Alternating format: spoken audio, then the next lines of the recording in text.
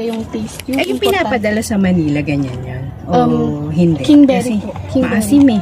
Kingberry po yun. Kasi, di ba, pag hawakan nyo siya, matigas siya. Tapos, half ripe.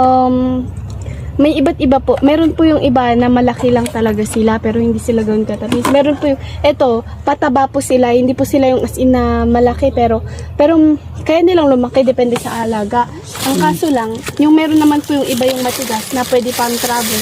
Hindi sila sensitive, pero kaya nilang magtagal ng travel. Pero yung lasa nila, hindi po ganun ka. Sarap. Opo. Ang galing mo sa strawberry. Nag-aral ka maigi ng strawberry.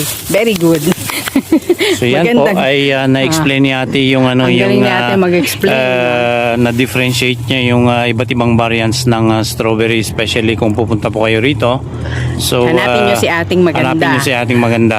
So yan po, I'm using the platform kung anong platform ko, yung YouTube as well as my Facebook account, para at least ay mapuntahan nyo rito si ate dito sa my strawberry farm niya. Okay? Magkano po ate? 415, sumobra kayo ng half kilo. Naku! Naku! Pwede bang ibalik yan? Hindi. Lagay mo sa tangkay ulit. Ito po. Sige. Wala.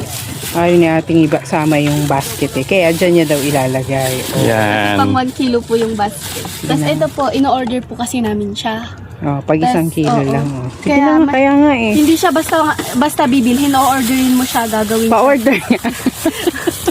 Para lang dyan sa ano. Tapos hihintayin niyo siya munang magawa. Ganun. Yan. Kaya kinakon talaga namin. Kaya magkano yung